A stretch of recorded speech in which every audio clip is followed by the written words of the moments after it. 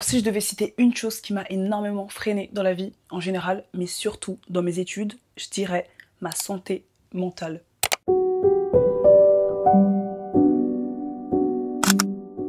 Ma plus grande difficulté à l'école, en fait, ça n'a jamais vraiment été les cours. En fait, si, un peu quand même. Mais plutôt, je dirais, d'apprendre à gérer ce qui se passe là-haut, dans ma tête. Que ce soit la dépression, l'anxiété, le stress, les troubles du sommeil ou alimentaires, les burn-out scolaires ou académiques, je crois on dit. Bref, toutes ces choses-là qui viennent nuire à la concentration, à la motivation et tout simplement à la réussite scolaire. Ce semestre, je suis en train de faire mon sac, il faut vraiment que je me dépêche d'ailleurs. Ce semestre, je me suis dit, ok, cette fois-ci, il est hors de question de laisser toutes ces choses m'empêcher de réussir ou de tout simplement enjoy mes cours. Du coup, j'ai décidé de faire les choses différemment cette fois-ci. Les gars, j'ai mis en place un plan béton. Et vous imaginez bien que si je fais cette vidéo, c'est parce que j'ai prévu à la fois de vous emmener avec moi en cours, mais surtout de vous le partager. En retard pour les cours ou pas, il y a une chose que je dois absolument faire avant d'y aller parce que sinon, en fait, il n'y a pas de raison valable. C'est juste quelque chose, voilà, de hyper important. Remember, there is nothing in this world that can hurt you as much as your thoughts. And there is nothing in this world that can heal you as much as. Bien évidemment que je parlais d'un café. Et en plus, regardez, ça rigole pas, hein. Regardez la taille. Je crois que ça fait littéralement. C'est peut-être aussi long que ma tête. Your control.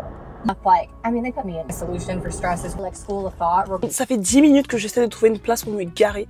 Parce qu'en fait, il faut savoir qu'aux États-Unis, si t'as pas de voiture, c'est mort en fait. Tout le monde vient en cours en voiture. Je dirais, allez, 98% des élèves, c'est vraiment une stat qui sort de ma tête, hein, mais je pense que tout le monde vient en cours en voiture.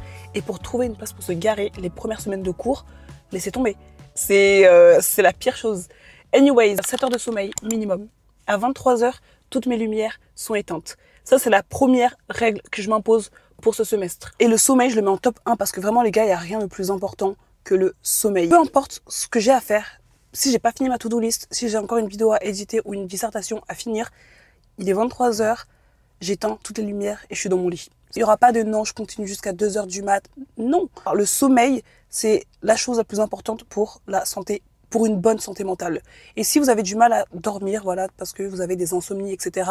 J'ai toujours eu des problèmes de sommeil, je n'ai jamais réussi à dormir facilement. Donc à la fois déjà de une, il faut éviter tout ce qui est caféine après midi ou 14 heures.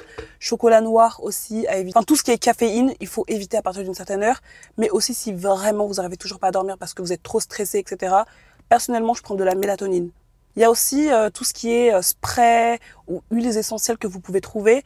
Parlez-en aussi à votre médecin. Essayez de voir ensemble la solution pour avoir un bon sommeil. Le sommeil, c'est essentiel. De une, ça permet de réguler les hormones du stress. Ça va aussi améliorer votre humeur, votre productivité et votre capacité à rester concentré, vos prises de décision et surtout, ça va vous permettre d'avoir une certaine clarté mentale. Encore une fois, le sommeil, c'est la base d'une bonne santé mentale. Trouve ta propre routine de sommeil, ce qui te correspond le mieux et à ton emploi du temps. N'hésite pas à réajuster, modifier, à essayer quelque chose de nouveau autant de fois que tu le souhaites. Le plus important, c'est de garder une régularité. J'utilise Rise Sleep pour contrôler mon sommeil.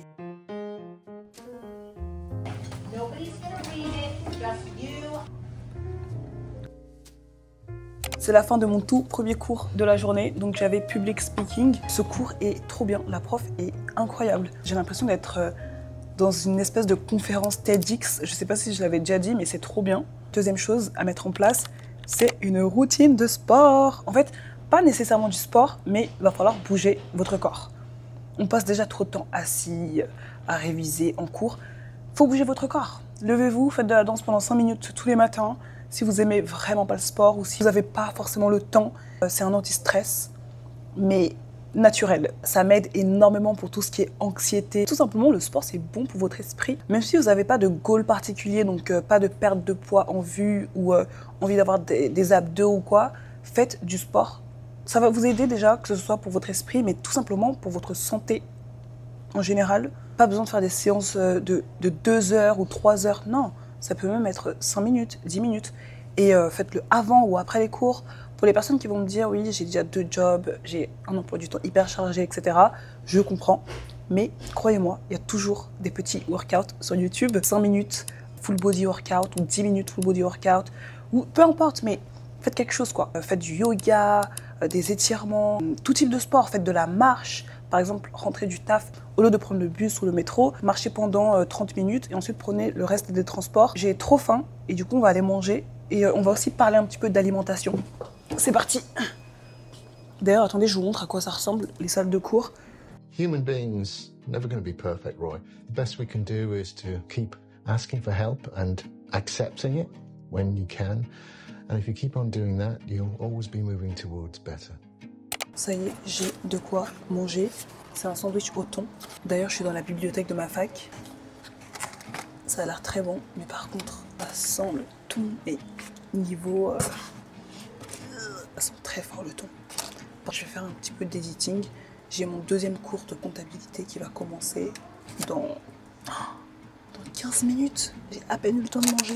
Vous voyez la phrase « manger sa skincare » ? Et si je vous disais que vous mangez aussi votre santé mentale? En fait, il y a un lien direct entre ton intestin et ton cerveau. Et du coup, mieux tu manges, mieux tu te sentiras. Alors je sais, c'est pas toujours facile de bien manger. Manque de temps, d'argent ou d'organisation, peu importe. Mais en gros, le but, c'est de manger équilibré le plus souvent possible.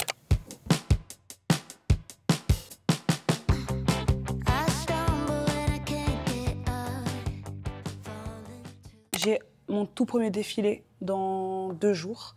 Et du coup, voici ce que j'ai emmené avec moi à la salle de sport. J'ai pris mes talons les plus hauts. Donc ceux-là, j'ai eu le fitting, donc l'essayage de vêtements que je suis censée porter durant le show. Et ils m'ont donné des talons, mais encore plus hauts que ça, dites-vous. Hein. Hyper inconfortable, pas qu'un peu. Pourquoi pas s'entraîner un petit peu. Toutes les relations amicales, peu importe le type de relation, d'ailleurs, c'est à vous de voir, que vous pourriez avoir en tant qu'étudiant, parce que c'est hyper important, encore une fois. C'est pas forcément uniquement à la fac. Si vraiment vous trouvez pas d'amis à la fac, les gars, trouvez des gens avec qui traîner à l'extérieur. Et si vraiment vous êtes en stade de solitude où vous avez vraiment personne avec qui sortir, ou tout simplement c'est trop compliqué de parler aux gens, etc. Je suis passée par là, je sais ce que c'est. Encore une fois, c'est pour ça que j'en parle. Je vous dirais d'aller dans des lieux publics, aller dans des cafés, aller à la salle de sport. Même si vous ne parlez pas aux gens, au moins vous n'êtes pas isolés en fait. Voilà, mon objectif pour ce semestre, c'est de voir une amie ou plusieurs amis au moins une fois par semaine. À la fac, d'avoir des amis ou pas, en vrai, c'est pas que je m'en fiche, mais why not? Mais je suis pas non plus... je me dis, ok, si j'ai pas d'amis à la fac, c'est pas si grave que ça, mais au moins de parler aux gens, d'être ouverte à la conversation. Ne traîne surtout pas avec n'importe qui pour éviter d'être seule. Sois toi-même. Prends le risque. Va parler aux gens. Sors de ta zone de confort. Fais-le pour toi. Fais-le pour ta santé mentale. Chaque échange peut être le début de quelque chose de grand. There's a difference between solitude and loneliness. But no one really explains where the line is. Sometimes being alone feels like freedom, like a deep breath after too much noise. And sometimes it feels like standing in a crowded room with no one to turn to. It's strange how we build entire lives around things we never really chose. Romantisez vos études. Comment? Premièrement, il vous faudra une playlist. Alors maintenant, je me casse même plus la tête à faire des playlists. Je vais directement sur Spotify ou sur YouTube. Révision avec une playlist. Rien de mieux en fait. Il va falloir que je trouve une série à regarder. Un semestre doit être accompagné par une série à la fin d'une longue journée de cours et de révision. Un épisode pour vous récompenser. D'ailleurs, si vous avez des recommandations de séries, je suis preneuse à fond. Trouvez votre méthode de révision. Voilà. À un moment donné, il faut quand même un minimum pas subir, encore une fois, vos études. Parfois, on se casse la tête à réviser un cours d'une certaine façon. On travaille 2 heures sur un cours, alors que ça pourrait nous prendre 30 minutes pour que les choses puissent rentrer. Et le problème, c'est qu'on n'a juste pas trouvé la bonne méthode de travail. Je pense que je ferai pareil une vidéo complète de mes méthodes de révision, parce que je vous jure, parfois, on se casse tellement la tête. Je vais vous montrer mon petit bureau, qui n'est pas vraiment un bureau, mais qui est plutôt confortable. Et voilà. Alors c'est là que je révise. Mon bureau juste ici, avec mes cahiers organisés, mes stylos à disposition, ma to-do list et vraiment tout ce qu'il faut quoi. Espace de travail toujours rangé. Faites en sorte de vous faciliter les choses à un max. Prenez des petites gourmandises à côté de vous, quelque chose de bon quoi pour réviser. Faites-vous un petit thé. Allez même réviser dans un café. Alors ça, c'est ma passion sur Terre. Je ne pourrais pas vous l'expliquer. J'adore réviser dans des cafés. Allumer une bougie, mettre une petite musique, tamiser la lumière. Enfin, mettez-vous à l'aise. Les révisions, ça devrait être quelque chose qu'on devrait vraiment apprécier, quoi. Je suis arrivée à un stade où j'ai hâte de réviser. J'adore réviser. Je trouve ça trop bien, en fait. T'apprends des choses, trouver un moyen d'aimer tous vos cours. Pas forcément tous vos cours, mais trouver un moyen d'aimer la majorité de vos cours. Trouver une raison. Par exemple, mes cours d'économie pendant mon premier semestre, j'étais pas fan du tout, quoi. J'étais en mode, ok, genre, c'est pas hyper intéressant non plus, il y a plein de termes hyper compliqués, des petits calculs à faire, etc. Mais après, je me suis dit, bon, est-ce que ça va me servir plus tard? Est-ce que j'ai besoin de comprendre l'économie? Enfin, on va pas se mentir, l'argent, c'est hyper important. Je peux pas être étudiante en business et ne rien comprendre à tout ce qui touche à l'économie. Donc en fait, c'est tellement essentiel, c'est tellement important, même pour moi dans l'avenir, etc. Comprendre comment les taxes fonctionnent. Je dis ok, j'ai pas le choix là, je dois me mettre à fond, je dois me projeter dans le futur et je sais pas, ça m'a motivée à me mettre à fond dans mes cours d'économie. Et du coup, je faisais des belles fiches, je faisais plein de QCM pour avoir les meilleures notes possibles. Et c'est pas qu'une question de notes, encore une fois, c'est juste s'intéresser aux cours surtout. Les notes aussi. C'est hyper important d'avoir un objectif, quelque chose voilà, qui puisse nous permettre d'avancer et de rester motivé tout le long du semestre. Il faut trouver un moyen de continuer à réviser même quand on n'a absolument pas envie. La chose qui me motive, c'est que je suis hyper compétitive, mais avec moi-même. Mais cette fois-ci, ça sera pas quelque chose de toxique. J'ai envie de me dire, ok, je vais avoir les meilleures notes possibles, mais pas que. Voilà, faut pas tout baser sur les notes, etc. J'adore avoir des bonnes notes. Voilà, je vous le dis. J'adore avoir des bonnes notes. Je me sens bien en fait quand j'ai des bonnes notes. J'aime bien avoir un A partout comme ça, dans toutes les matières. Je sais pas, c'est mon goal, écoutez, chacun son truc. Trouvez votre source de motivation. Ça peut être, ok, j'ai envie de vite finir mes études pour passer à autre chose. Ça peut être votre motivation. J'ai envie d'étudier à fond, avoir les meilleures notes possibles pour être sûr d'avoir un bon master ou une bonne école. C'est votre motivation. Vous devez absolument vous rappeler d'une chose, vos notes, votre productivité, ne vous définissent absolument pas. C'est pas ça qui fait qui vous êtes, c'est pas ça qui va déterminer ou pas si vous allez réussir votre vie. Donc, pas de pression. Pas de pression, les gars. En tout cas, pas de pression négative. Ok? C'est important parfois d'avoir un peu de pression pour avancer, faire les choses, etc. Mais quand ça devient trop toxique, c'est pas bon du tout. Ça affecte la confiance en soi, la santé mentale aussi, au passage. Du coup, pas de pression, les gars. Vos notes, vous n'êtes pas vos notes, vous n'êtes pas votre productivité, vous n'êtes pas vos cours, vous n'êtes pas vos études. C'est pas ça qui vous définit. Je sais qu'il y a la pression de vouloir réussir pour montrer aux parents, etc. Cette pression de vouloir réussir parce que vous avez ça derrière, etc. Mais au point de sacrifier votre santé mentale, et je déconseille fortement, faites passer votre santé mentale avant tout. Du coup, voilà, mes objectifs pour ce semestre, ça va être à la fois de dormir minimum 7 heures par nuit. Essayez de manger correctement le plus souvent possible. Ne pas me mettre la pression. Si un jour, je sais pas, après un cours, j'ai envie de manger une grosse pizza là, bien grasse de ma cantine, je le fais. Mais bien évidemment, le lendemain, je ne mangerai pas encore la pizza. Et peut-être pas le jour d'après, encore une fois. Mais voilà, pas de pression. On est des humains. On va avoir plein d'échecs. Et c'est la vie. On aura plein de fois où on va rater une séance de sport parce qu'on se sentira pas bien ou qu'il y aura autre chose. C'est ok. Soyez sûr que le lendemain, vous serez à la salle de sport. Ou bougez mon corps. Mais surtout, passez du temps avec des gens autres que moi-même. Des gens réels, quoi. Faire en sorte que mes études deviennent un peu comme un jeu vidéo, limite. Quelque chose que j'ai envie de réussir, mais à la fois m'amuser. Bien évidemment, tout ce que je vous ai raconté dans cette vidéo, c'est uniquement les bases pour avoir de bonnes fondations. Mais bien évidemment que si vous avez des problèmes beaucoup plus graves, etc., ça va vous aider, quoi qu'il en soit, mettre en place une routine de sommeil, manger correctement, faire du sport, ça va forcément impacter votre vie d'une façon positive. Ça, je vous le garantis, mais vraiment à 100%. Mais est-ce que ça va vous permettre de guérir de certains traumas, de maladies mentales comme la dépression, quand c'est vraiment aggravé, etc.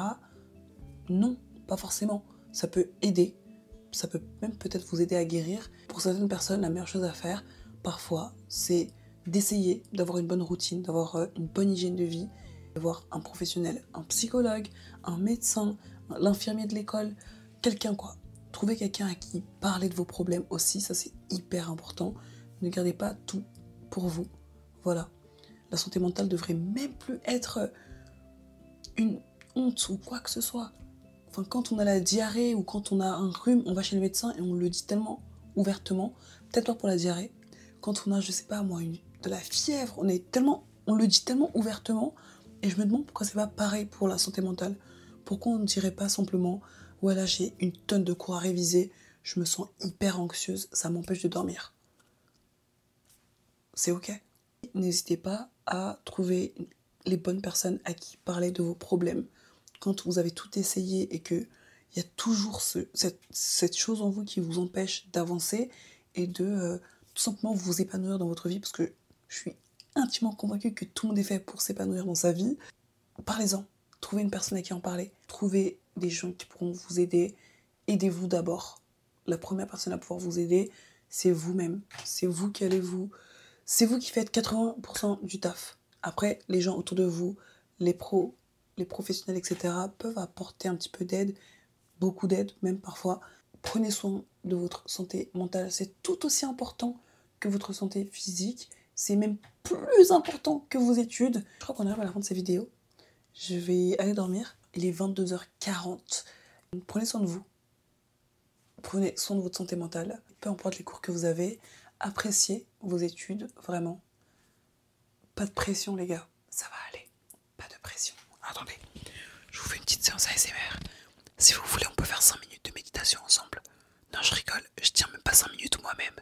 Et en plus, je suis exténué. Je viens tout juste de prendre ma mélatonine. Anyways, bonne nuit. Je vous fais de gros bisous.